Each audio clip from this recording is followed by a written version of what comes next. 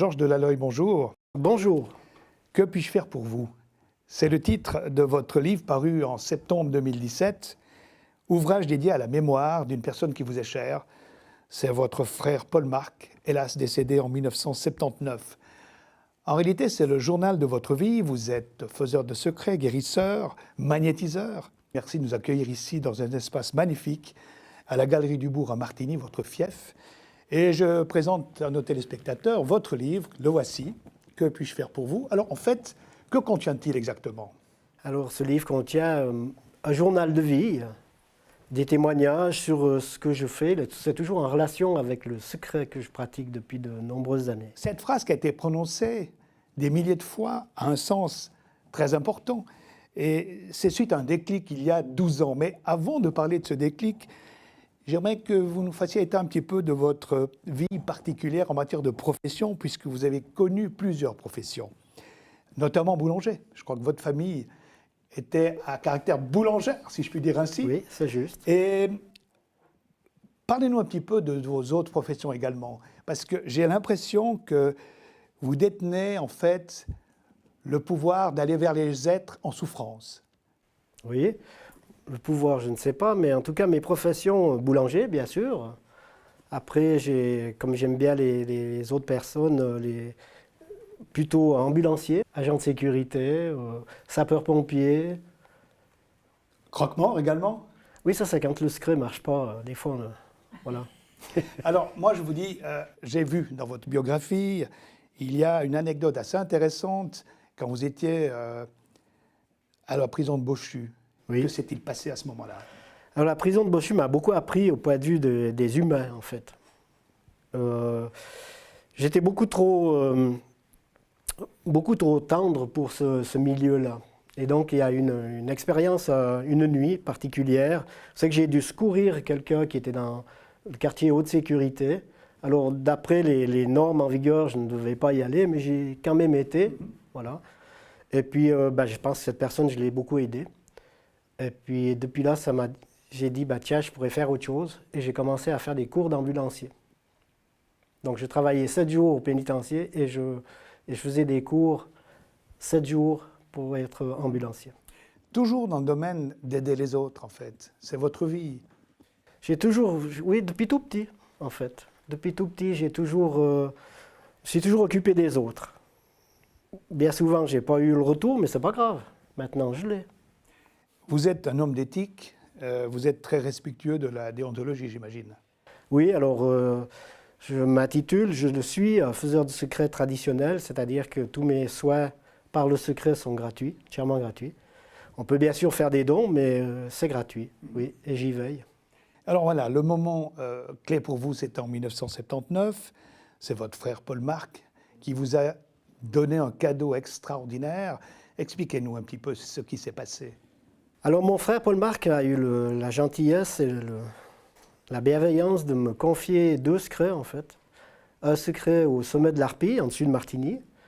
Un secret par écriture automatique qui permet de soulager et de soigner toutes les personnes qui me le demandent. Il y a toujours des limitations bien sûr, mais généralement ça marche assez bien. Puis le deuxième secret, c'est de savoir pardonner aux gens qui m'ont fait du mal. Mais en fait, vous parlez de cette écriture automatique. Comment ça s'est passé? Je ne comprends pas très bien. Je ne sais pas très bien ce secret qui a été transmis. Alors, l'écriture automatique, c'est...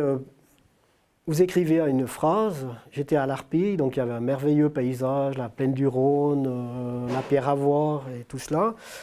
Et comme j'aime bien écrire, voilà, j'ai commencé à écrire. Et tout d'un coup, l'écriture automatique, c'est, vous savez, vous écrivez des phrases un peu rapides. Et quand vous relisez, quand je me suis relu, j'ai découvert un magnifique secret. C'est votre frère qui a transmis, qui a dicté quelque chose? C'est mon frère, c'était l'écriture de mon frère. Donc ça, c'est pratiquement le point de départ de ce que vous faites aujourd'hui. Alors c'était le point de départ surtout de la formule, parce que bien avant, j'aurais pu, je le pratiquais, mais je n'avais pas la formule exacte, si on veut. Mais j'avais toujours l'intention, dans tout ce que j'ai fait, de venir en secours aux autres. Alors chez vous, il y a la couleur rouge, qui a une saveur particulière. Pourquoi? Parce que ça fait 27 ans que je l'ai ingurgité dans mon travail à usine chimique à Montaix. Puis le rouge, c'est l'énergie en fait. Hein. Donc particulier, oui, parce j'ai eu des aventures par là-bas, des peines, des joies aussi. Et puis à un moment donné, quand on a assez reçu d'énergie positive, du rouge, eh ben, on se dévoue aux autres un peu plus. Vous travaillez sur plusieurs couleurs également? Sur d'autres couleurs? Oui, il y avait d'autres couleurs. Il y avait l'orange, le jaune, principalement. Ouais, c'était des pigments. Alors maintenant, quel type de personne en recours à vous et souvent de quels maux souffre-t-elle? Oh, le D'une panel, manière générale. le panel est large, hein. Ça va du simple ouvrier au médecin, ou même au curé, voire à l'évêque, dépend quand. Et puis les soins, ben, c'est de la verrue à l'herpès, à la radiothérapie, aux douleurs, aux saignements, aux hémorragies. Il n'y a pas de limite en fait. C'est suivant la demande des personnes. Donc on peut parler de brûlure, on peut parler de cancer. Chez vous, tout est actif quoi, en fait, au niveau de votre profession. Il y a quasiment pas de limite. Pourquoi toujours avoir des limites? Tout à fait. Alors, comment se passe maintenant concrètement une consultation? Parce que nous avons tenté de vous joindre un jour. Vous dites que vous avez environ entre 100 et 150 téléphones par jour. Bien évidemment, vous ne pouvez pas répondre à chaque appel. Comment ça se passe? Est-ce que vous arrivez à avoir des dialogues avec les gens ou c'est systématiquement des messages qu'on doit transmettre chez vous? Alors les dialogues, on en a pour autant qu'on arrive à me joindre, parce que je travaille aussi à côté. Donc si je travaille, je ne peux pas répondre au appel. Par contre, c'est possible de me joindre par SMS. Généralement, ce que je demande aux personnes, c'est le prénom, la date de naissance et puis pourquoi ils m'appellent. Et lorsque je les ai par un appel de vive voix, ben, je peux mieux peut-être Les cerner. les cerner, mieux les soulager, je dirais. Soulager. Mais en fait, quand on vous téléphone, vous laissez donc le message, il faut pratiquement laisser son message vocal, ce qui est beaucoup plus fort, ce que vous dites Exactement. il y a quelques instants. Oui, parce que si je reçois trop d'appels, donc je reçois trop, j'en reçois beaucoup, donc je préfère écouter à la fin de la journée et je fais le secret à ce moment-là. Peut-on dire que tous les appels sont écoutés de votre part ou Oui, pas? tous, entièrement. Et il y a certainement des gens qui sont plus compliqués que d'autres, c'est pas toujours facile à répondre bien. Ah, il y a des cas un peu difficiles, hein, si vous avez une personne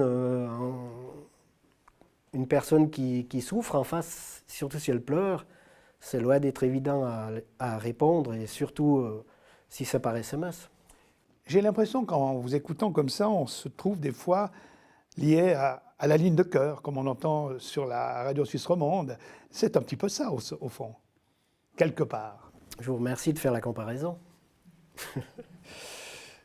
Et puis, moi, je me pose une question parce que est-ce que vous avez le sentiment d'être reconnu officieusement, peut-être officiellement, par la faculté en 2017?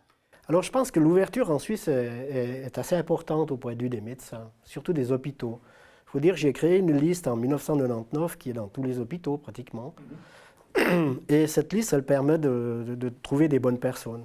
Je crois que ça passe assez bien maintenant. Et souvent, quand les infirmières font leur mémoire, sauf erreur, en fin d'année d'études, bien souvent, ils m'appellent pour faire un interview. Et donc, ça passe dans la faculté, ça passe très bien. Ouais.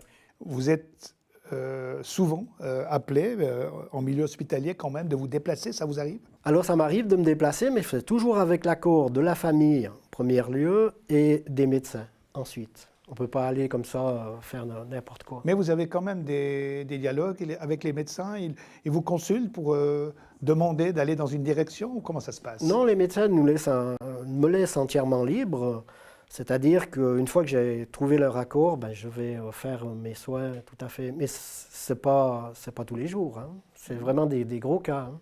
Êtes-vous appelé dans diverses régions de Suisse ou ailleurs peut-être également? Si c'est trop loin, c'est un peu difficile, hein. Mais si c'est Lausanne ou Genève, ça va encore. Je peux encore me déplacer. Donc vous avez la profession journalière à votre quotidien, vous recevez les gens dans votre cabinet, ça c'est sur rendez-vous j'imagine? Alors, mon cabinet de soins me permet de vivre, en fait, puisque le secret est gratuit, donc je dois bien vivre. Donc, à ce moment-là, je pratique des soins énergétiques, des massages, des tentes et santé ou le magnétisme. Est-ce que n'avez-vous pas le sentiment quand même que vous déployez beaucoup d'énergie qui peut peut-être être négatif pour votre santé? Alors, mon frère m'a également dit une nuit, parce que je communique souvent la nuit, soit avec les anges gardiens ou les archanges ou mon frère. Il m'a dit, Georges, ne t'inquiète pas pour ta santé, les médecins du ciel, comme je les appelle, les archanges, veilleront sur toi. C'est pour ça que je développe beaucoup d'énergie, donc certaines fois je dois être un peu embêtant par la maison. Ah voilà, c'est ça, avec vos proches. C'est difficile avec la famille, parce que toujours au natel, toujours des idées qui partent à droite à gauche. Vous avez des enfants? J'en ai 4, 3 filles. Votre épouse, 4 enfants, est-ce qu'ils ont recours à vous peut-être s'ils ont des soucis? Alors parfois oui, mais au début pas, parce qu'ils n'y croyaient pas trop. Et puis après, en développant les choses, oui, ils m'appellent des fois. Des fois ça marche, des fois ça ne marche pas. Georges Delalloye, vous êtes très à l'écoute de vos patients, bien plus que ne l'est la médecine traditionnelle. C'est ce que j'ai lu dans l'une de vos biographies. Expliquez-nous. Vous savez, quand vous arrivez dans un service, généralement, vous voyez, première des choses, vous voyez les infirmières au desk avec les ordinateurs, et puis les patients un peu seuls dans les chambres. Donc, c'est ce qui manque un peu à la médecine, et c'est vrai, c'est reconnu par tout le monde, c'est l'écoute. Il manque beaucoup d'écoute, mais on n'a plus le temps. J'ai l'impression que les médecins aujourd'hui sont devenus très techniques, et le patient est juste un petit peu la victime, et on doit agir comme les médecins le disent. Est-ce que dans votre cas, c'est différent? Non, on doit toujours agir comme les médecins le disent, parce qu'il faut les deux médecines, de toute façon. Il faut la médecine du ciel et la médecine de la terre. Je crois qu'ils ont prouvé qu'ils pouvaient faire de belles choses, mais certaines fois, ils sont confrontés à des choses qu'on n'explique pas. C'est pour ça qu'ils ont recours à nous.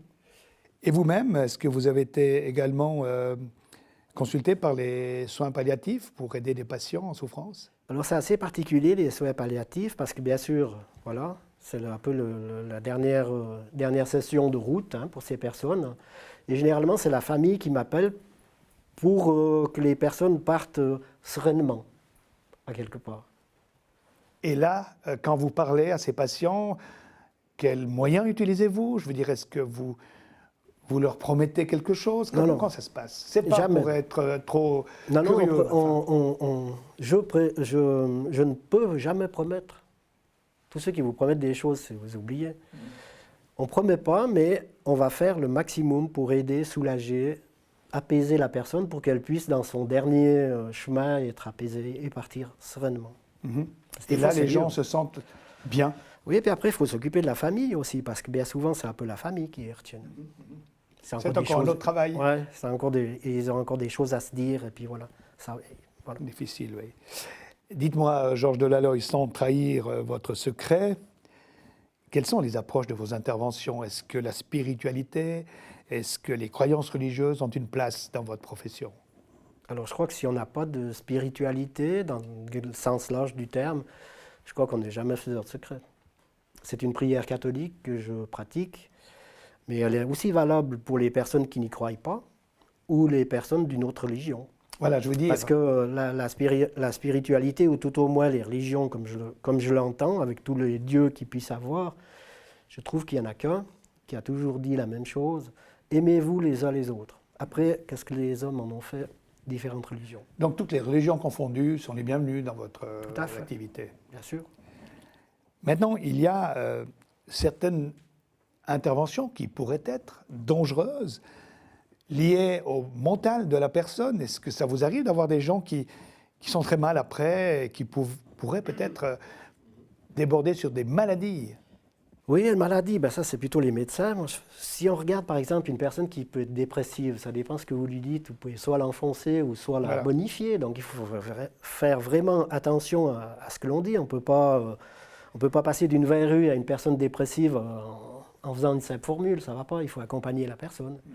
Donc c'est difficile et certaines fois ces personnes qui sont un peu en détresse ont peur justement, ont peur on a fait le secret, mais qu'est-ce qui se passe? Parce qu'ils ne savent pas, parce qu'ils ne connaissent pas. Donc c'est un peu le but du livre, d'expliquer un peu avec les témoignages, d'expliquer avec le parcours que j'ai eu, qu'est-ce que c'est.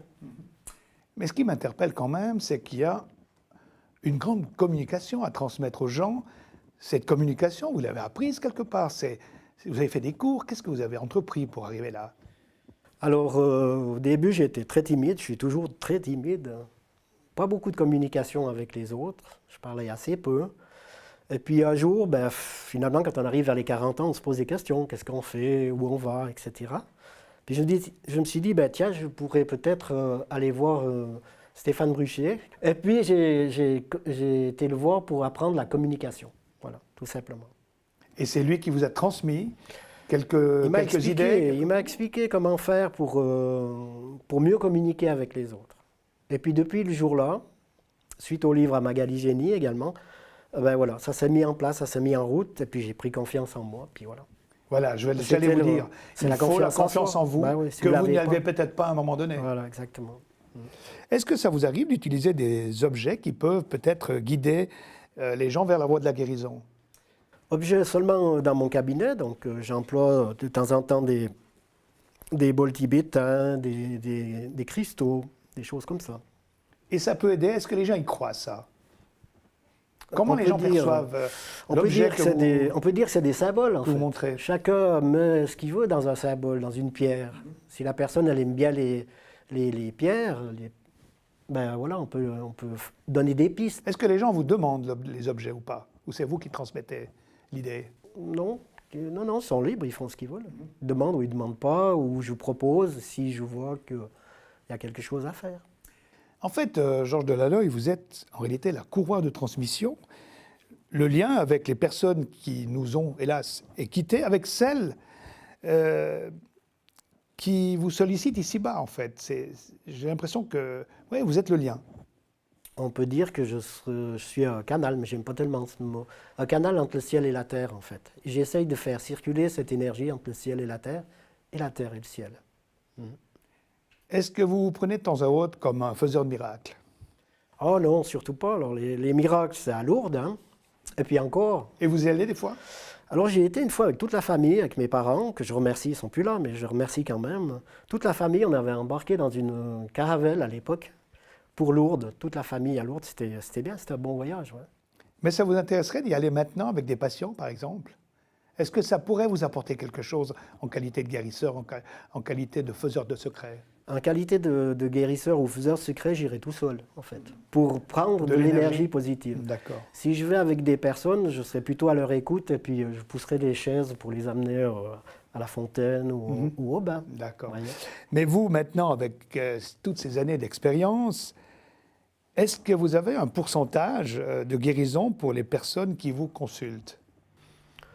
Non, je ne tiens pas de pourcentage, mais on peut dire qu'il y a un bon taux de réussite quand même.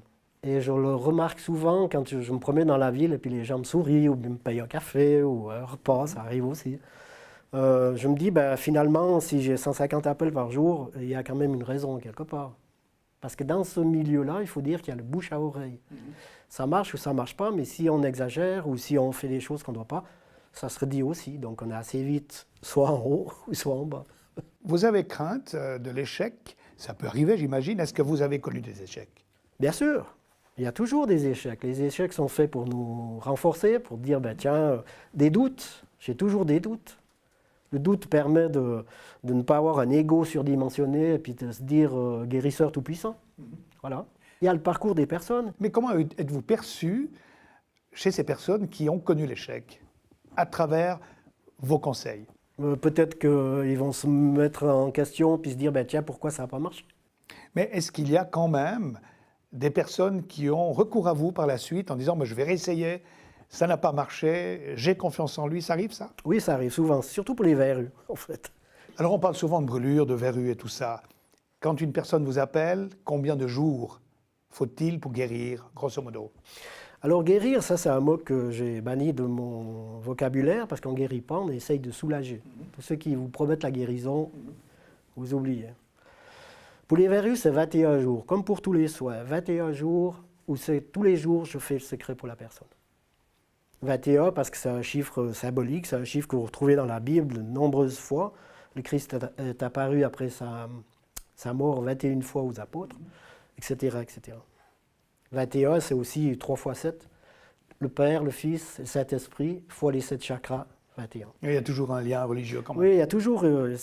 bien sûr, on ne peut pas pratiquer le secret qui date des temps immémoriaux sans avoir une notion spirituelle. Je me suis laissé dire également que vous prodiguez des soins le jeudi après-midi gratuitement. À qui s'adresse-t-il? Alors, il s'adresse à toutes les personnes qui veulent bien faire le déplacement jusqu'à mon cabinet de soins, entièrement gratuit, oui. Et c'est généralement des personnes qui sont un petit peu dans la dèche, comme on dit. En fait, comment gagnez-vous votre vie? Parce que, est-ce que vous avez des exigences en matière de prix? Je ne veux pas être curieux, mais je veux dire, les gens se posent tout de même la question. Comment ça se passe? Alors, Sur quel tarif? Le tarif, il est affiché partout. Je veux dire, 1 heure de soins dans mon cabinet, c'est de 90 francs. Voilà.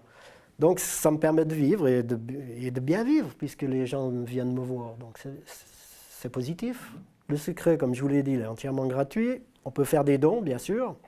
Alors, des fois, il y a des paniers de fleurs, des pots de miel. J'aime bien le miel. Plutôt que des pots de vin. Exactement.